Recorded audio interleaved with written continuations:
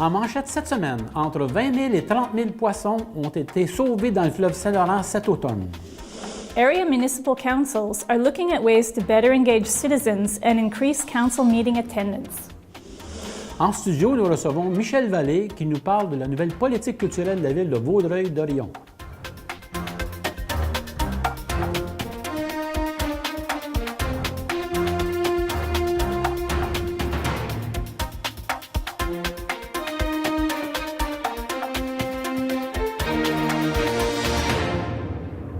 Bonjour et bienvenue à votre hebdo régional bilingue de Vaudreuil-Soulanges.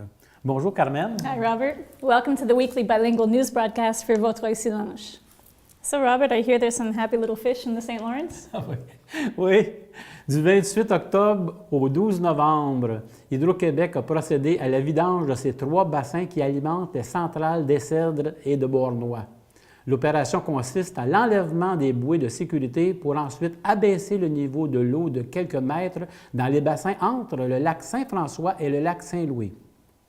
L'assèchement d'une partie du fleuve Saint-Laurent par les bassins de Saint-Timothée, Pointe-des-Cascades et Pointe-du-Buisson est unique au Québec. À tous les automnes, Hydro-Québec répète l'opération. Cette année, entre 20 000 et 30 000 poissons ont été sauvés.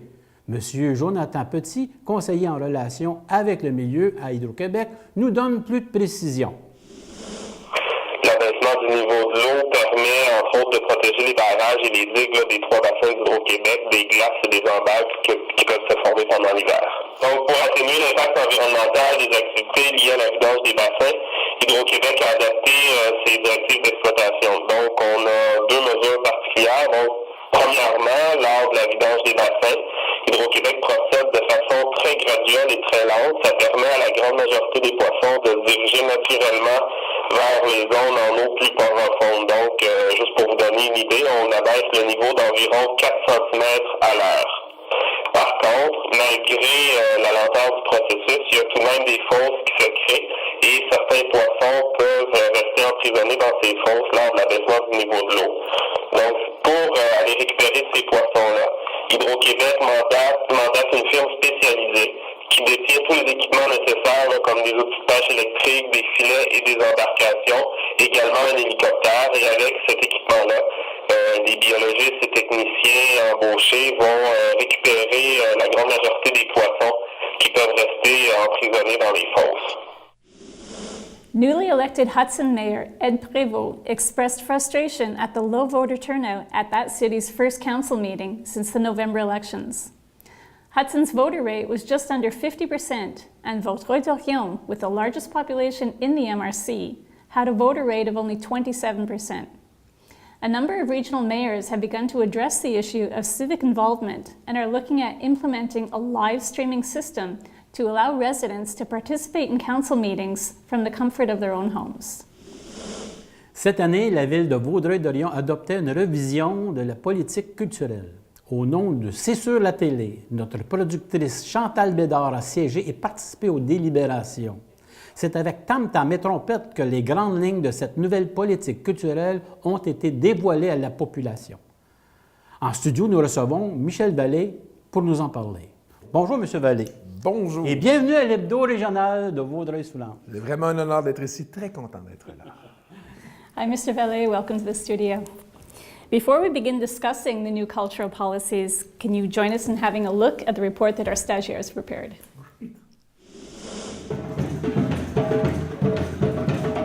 Le 1er octobre, au Centre multisport, la ville de Vaudreuil-Dorion lançait sa politique culturelle à grands coups de tam-tam. Une politique culturelle, c'est un plan directeur en matière de culture et de loisirs pour les prochaines années. Pendant 1 an, plus d'une centaine de citoyens ont participé à l'élaboration de cette politique.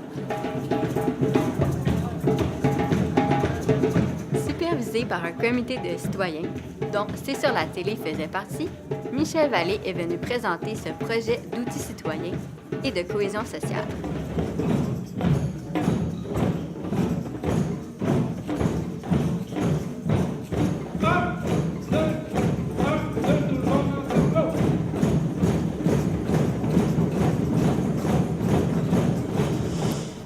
So, Mr. Vele, can you give us the principal objectives of this new cultural policy?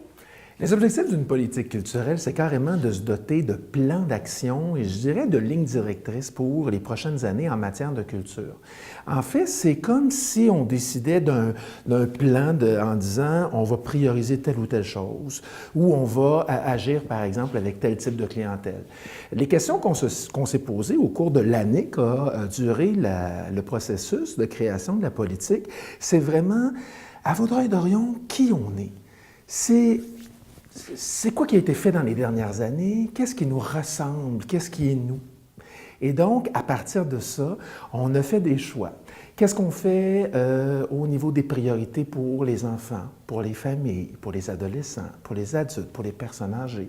Et on a placé tout ça dans un plan pour s'assurer de bien suivre cette ligne-là pendant les prochaines années. Donc, l'objectif était vraiment de se donner les moyens d'avoir des projets à court terme, mais également à long terme pour pouvoir atteindre, je dirais, les grandes visées que souvent les organismes culturels ont, mais les artistes de notre territoire également, qui ont des projets fabuleux.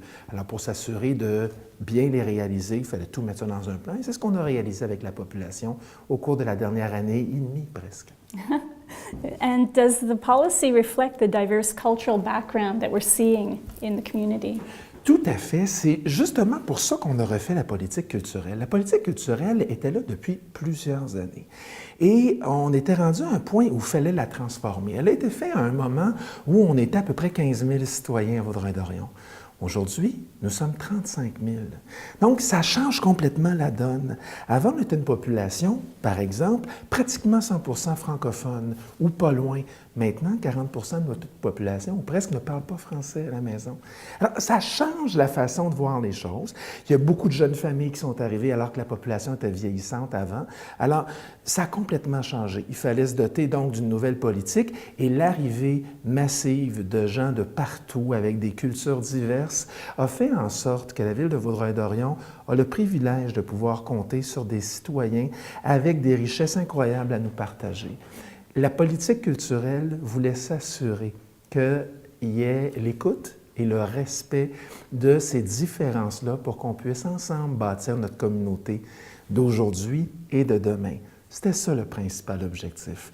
Parce que moi, je pars toujours des prémices que pour respecter les différences, il faut d'abord connaître la personne, il faut d'abord la rencontrer pour ça.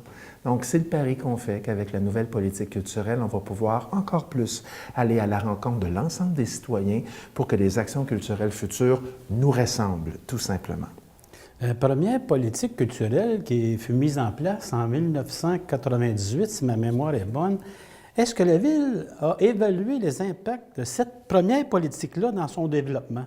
Les impacts ont été énormes, Robert. Ces impacts-là ont beaucoup joué sur le patrimoine bâti. Il faut comprendre qu'en 1998, la ville de Vaudreuil-Dorion était dans les premières municipalités à faire sa politique culturelle. Il y en a eu quelques-unes en simultané. On était vraiment dans le premier peloton à se doter d'une politique culturelle.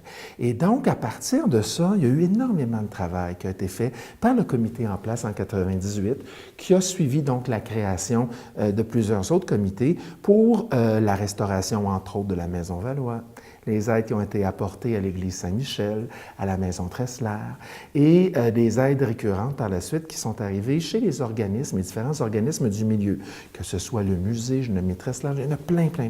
Et tout ça est issu de la première politique culturelle. Donc, restaurer notre patrimoine bâti et s'assurer que tout est en place pour pouvoir se doter d'une ville riche de son passé qui va vers l'avant. Moi, je suis arrivé il y a 4 ans en place et ce travail-là avait été fait. Maintenant, j'ai le privilège d'entretenir ce travail-là au niveau du patrimoine bâti et de pouvoir aller encore plus loin au niveau d'une culture plus participative. Et c'est pour ça que la nouvelle politique culturelle inscrit nos actions dans ce qu'on appelle la médiation culturelle, entre autres, mais dans la participation citoyenne dans son ensemble pour que les gens participent à tout ce qui est culturel et en fassent carrément leurs activités et leurs actions à eux. Mm-hmm. De sorte que l'impact qu'a eu la première politique culturelle a amené à redéfinir mieux la deuxième. Bien, tout à fait. On n'aurait jamais on serait pas rendu à Vaudreuil-Dorion si on n'avait pas eu une première politique culturelle. On a 5 bâtiments classés historiques à Vaudreuil-Dorion, pratiquement uniques au Québec. Ça, là.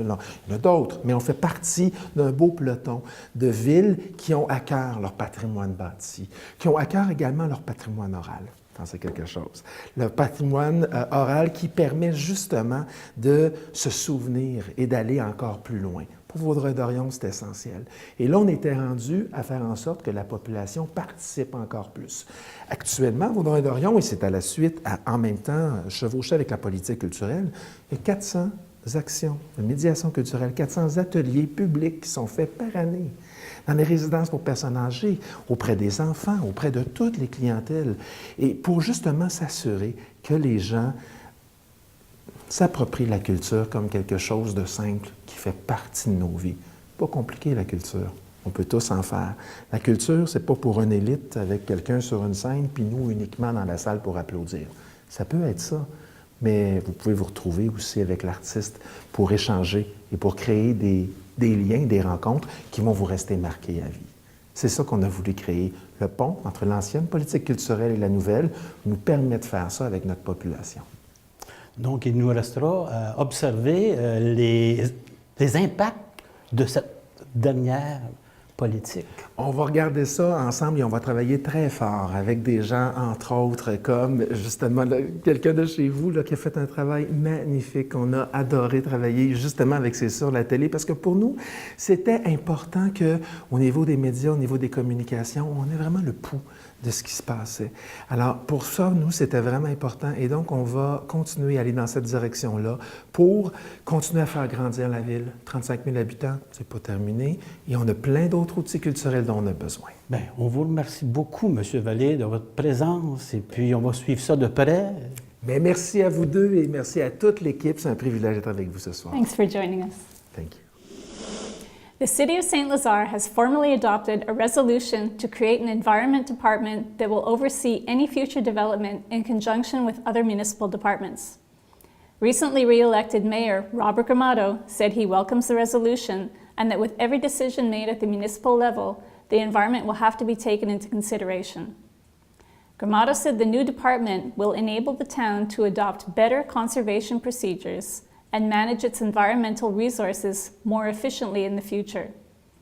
Following the city's last council meeting, residents urged Gramado to aim to preserve more green space than the 17% minimum recommended by the Metropolitan Planning and Development Guidelines. The city has seen a number of environmental battles waged in the past, including the still unresolved issue of purchasing land around the area known as Dunes Lake to forgo future development. Gramado said the new council will address this issue in the upcoming months. La session d'hiver approche à grands pas pour les étudiants des niveaux collégial et universitaire. Il est encore possible de faire une inscription tardive à certains programmes. L'équipe de l'Hebdo régional est heureuse de vous présenter ce soir un segment spécial sur l'offre en éducation postsecondaire dans la région de Vaudreuil-Soulanges. Last autumn, our stagiaires spoke with representatives from Université du Québec à Trois-Rivières and Cégep de Valleyfield. Bonjour, je m'appelle Léa, je suis stagiaire au Cégep Gérald Godin. Je suis en présence aujourd'hui de Anne-Françoise Van der Maren de l'Université du Québec à Trois-Rivières, ici dans la région. Bonjour Anne-Françoise. Alors, que faites-vous aujourd'hui au salon de l'emploi? Alors, on est présente ici pour pouvoir présenter nos programmes de formation aux gens de la région. Parce que comme nous ne sommes pas là depuis très longtemps, on est installé dans la région seulement depuis 2010, les gens ne nous connaissent pas encore. Donc, on veut leur faire savoir qu'on offre des formations universitaires ici sur place dans la région. Donc, en fait, on offre de la formation continue pour les gens qui sont en emploi, mais aussi pour les gens qui se cherchent un emploi et qui voudraient aller chercher un petit plus dans leur CV, par exemple. Alors, ce sont des formations qu'on offre le soir ou la fin de semaine, ça dépend des programmes. Alors, on est installé à Vaudreuil et à Valleyfield. On est en partenariat avec le collège de Valleyfield. Donc, on offre différents certificats et des programmes cours de deuxième cycle aussi. Je peux peut-être vous parler des certificats qu'on offre dans la région, parce que c'est intéressant aussi pour les gens de savoir ce que c'est. Alors, par exemple, on offre un certificat en administration, un certificat en gestion des ressources humaines. Ce sont deux certificats qui sont très en demande dans la région. On offre aussi un certificat en psychologie. Ça, ce n'est pas nécessairement une formation pour les gens qui veulent devenir psychologues, mais plus pour donner des outils en lien avec la psychologie pour les gens qui travaillent dans différents milieux. On offre aussi un certificat en soins infirmiers cliniques pour les infirmiers et infirmières qui sont déjà infirmiers et infirmières, mais qui veulent se perfectionner. On offre aussi un certificat en santé et sécurité au travail. Puis on offre des programmes cours de 2e cycle. On en a un pour la relève des cadres et on en a un gestion de projet. Alors voilà. Et allez-vous revenir l'année prochaine au Salon d'emploi? Absolument, parce que c'est un bon moyen de pouvoir parler aux gens et aussi de connaître quels sont leurs besoins. Parce que ce qu'on veut aussi, c'est répondre aux besoins des gens de la région. Donc si les gens, par exemple, me disaient on veut un certificat dans un domaine X, et qu'il serait plusieurs à nous le demander, bien, c'est sûr qu'à ce moment-là, on va regarder quelles sont les possibilités de l'offrir dans la région. C'est d'ailleurs ce qu'on a fait l'année passée. On était ici et il y a plusieurs personnes qui nous ont dit on voudrait suivre une formation en gestion des ressources humaines. Donc voilà, en septembre, on a démarré le certificat en gestion des ressources humaines. Merci beaucoup d'avoir participé à cette entrevue. Ça me fait plaisir. Voilà. Alors, j'aimerais savoir aujourd'hui pourquoi vous êtes venu au Salon de l'emploi. En fait, nous, on vient présenter nos programmes de formation. On a des programmes qui sont crédités, qui sont des AEC, des attestations d'études collégiales. On a des programmes aussi non crédités et on fait du recrutement aussi parce que le collège est toujours à la recherche d'enseignants ou de personnel de bureau. Alors, on a un programme en comptabilité et gestion qui va être offert à temps partiel à partir du mois de février à Valleyfield.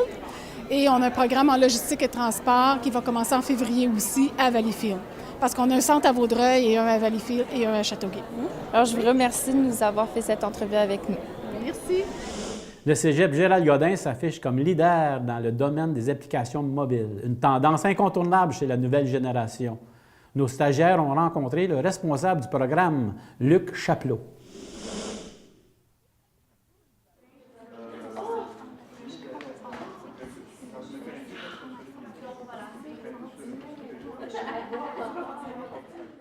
Bonjour, je suis présentement avec M. Luc Chapelot, qui est coordonnateur de la technique en informatique. On va lui poser quelques questions sur le programme en informatique. Donc, premièrement, on aimerait savoir, pouvez-vous nous expliquer en quelques mots en quoi consiste le programme en informatique? C'est un deck technique, donc ça dure 3 ans, 6 sessions. Et le but, l'objectif, c'est former les jeunes à devenir des programmeurs analystes. Un deck technique, c'est un diplôme terminal, on peut avoir un emploi, mais 80% et plus de nos finissants vont à l'université. Donc, c'est un excellent chemin pour aller à l'université, en génie informatique ou dans d'autres programmes. Et aussi, depuis quelques années, il y a maintenant une nouvelle formation spécialisée en applications mobiles. Quelle est la différence entre cette formation spécifique et la technique en informatique? Ce qui existe, c'est une AEC, une attestation d'études collégiales en application mobile, et ça s'adresse à une clientèle adulte, donc à des gens qui ont quitté les études depuis au moins 2 ans. Et c'est des gens qui soit sont des nouveaux immigrants qui veulent avoir un diplôme au Québec, ou des gens qui veulent se recycler ou qui veulent avoir des connaissances plus récentes en informatique, parce qu'il y a beaucoup d'emplois au niveau des applications mobiles. Alors, c'est des gens qui veulent parfaire des études, se spécialiser, un cheminement beaucoup plus court. Ça dure peut-être 6 mois, moins que ça. Ça démarre en février 2014, donc c'est le temps de s'inscrire. Et les cours ont lieu à notre annexe qui est sur le boulevard Saint-Jean. Et vous allez trouver sur le site web du collège tout ce qu'il faut pour vous inscrire. Et aussi, est-ce que les cours sont généralement les mêmes ou ça varie vraiment? Les cours de l'AEC, attestation d'études collégiales, ont été bâtis à partir des cours du DEC de jour. Donc, c'est un sous-ensemble des compétences, mais avec une saveur un peu particulière. C'est orienté davantage vers les applications mobiles, mais ça va chercher des cours de base en programmation objet, en programmation web. Donc, c'est très semblable en contenu. Est-ce que ça fait longtemps que vous avez inséré les applications mobiles dans vos cours de technique en informatique? Ça fait déjà 3 ans. On a commencé à réfléchir à la question en 2011. Et depuis l'automne 2011, on a intégré un cours de 10 heures semaine en 3e année. Donc, c'est un cours assez avancé. Les étudiants qui sont dans ce cours-là, ils apprennent à programmer sous la plateforme Android. Donc, autant les tablettes que les téléphones Android. Et ça fait appel à leurs connaissances en programmation objet, programmation web, base de données. C'est vraiment un cours où on fait une synthèse. Et les étudiants font des projets. Par exemple, cette année, ils ont fait un projet, un jeu questionnaire pour fêter les 75 ans de Gérald Godin. Les tablettes se parlaient entre elles. L'année passée, il y en a qui ont développé une application pour la salle Paulette-Julien, notre salle de spectacle. Donc, les spectateurs sont capables de consulter l'horaire, la description des spectacles à partir de leur téléphone, de leur tablette. On a une autre équipe qui a fait un projet un peu pilote avec la compagnie de transport, la CIT, pour que les passagers de la navette puissent savoir où la navette est rendue. Donc, c'est des choses, on les met dans une situation concrète avec des vrais utilisateurs. Situé à Vaudreuil-Dorion, le Centre de formation professionnelle Paul Gérin-Lajoie est le seul centre au Québec à offrir le programme Conduite de procédés de traitement de l'eau. L'installation unique en son genre est la seule usine-école en opération au Canada. Les diplômés peuvent se spécialiser comme opérateurs, inspecteurs en milieu industriel ou encore à titre de représentants en produits chimiques. Restons dans le domaine de l'éducation. Depuis quelques années maintenant, le projet éducatif du Collège Bourget de Rigaud s'articule autour de plusieurs pôles, dont l'ouverture sur le monde. Dans le cadre de la Journée internationale des droits à l'enfance, le 20 novembre dernier, le comité étudiant UNESCO du Collège Bourget tenait à souligner la journée à sa façon, en silence. Des photos d'enfants à travers le monde ont été sélectionnées et affichées dans les corridors. Rappelons que le projet éducatif du Collège Bourget met l'accent sur des valeurs de respect, de tolérance et d'engagement communautaire et qu'il fait partie des écoles associées de l'UNESCO. When you hear the name Jean Beliveau, you might think of hockey, but it was another Jean Beliveau who spoke to students at Rigaud's Collège Bourget for their November 19th Careers and Professional Day. Following what he calls a midlife crisis and depression after the 1998 ice storm, Beliveau focused on a dream that gave him a sense of hope and purpose. He walked around the world in 11 years with the goal of promoting peace and nonviolence for children of the world. With his family's support, the dream became a reality as he set out on his pilgrimage in August 2000. His journey took him through 64 countries and 54 pairs of shoes, and along the way, he just happened to meet Nelson Mandela. You can get the complete details of Belivau's fascinating odyssey in his new book in French, L'Homme qui marche, and on the English DVD, Wings on His Heels. C'est sûr, la télé lance sa campagne de financement. L'objectif fixé pour les prochaines semaines est de 50 000 $. Selon la présidente de C'est sûr la télé, c'est la réciprocité entre les collaborateurs et les partenaires de C'est sûr la télé qui vont permettre d'atteindre l'objectif. The town of Pancourt is launching a new social program by offering a volunteer reading service geared towards children in daycare centers and seniors. The Library to Go initiative will also pick up and deliver library books to people with reduced mobility. The program was conceived last June as part of the town's social development policy, and following the training period for volunteers, will be officially launched next January. Anyone interested in taking part in the program should call the number at the bottom of your screen. Le 5 décembre prochain se tiendra la grande guignolée des médias à travers le Québec. Dans Vaudreuil-Soulanges, la guignolée existe depuis 5 ans. Elle est organisée au profit de Moisson Sud-Ouest qui voit à redistribuer tout ce qui est recueilli pour les familles dans le besoin. Cette année, 3 municipalités de la région participent en collaboration avec les hebdos du Suroît: Vaudreuil-Dorion, Pincourt et Coteau-du-Lac. From 6 a.m. to 6 p.m., volunteers will be in 3 separate locations to collect your donations.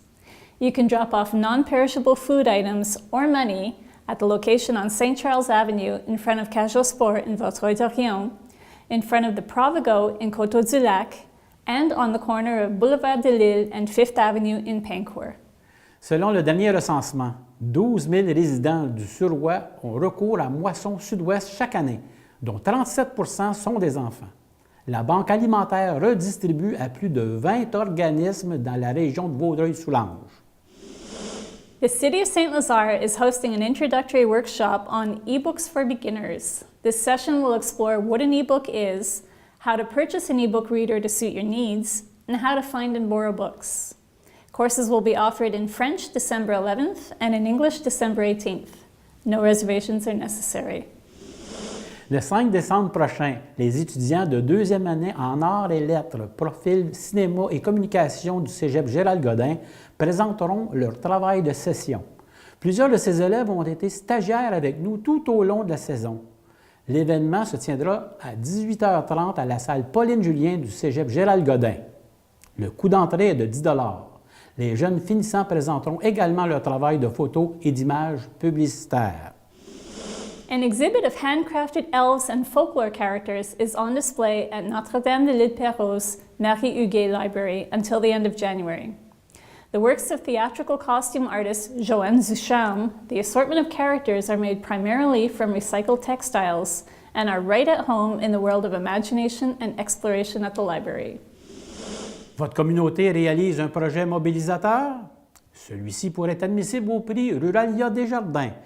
Les candidatures doivent être envoyées avant le 12 décembre. Pour information, consultez le site Internet. Vous venez de voir la dernière émission régulière de la saison 2013. Join us again next week for our special holiday show, filmed partly at the Faubourg de Lille with Santa Claus and a few surprises. Merci Carmen. Thank you, Robert. Have a good week. À la semaine prochaine.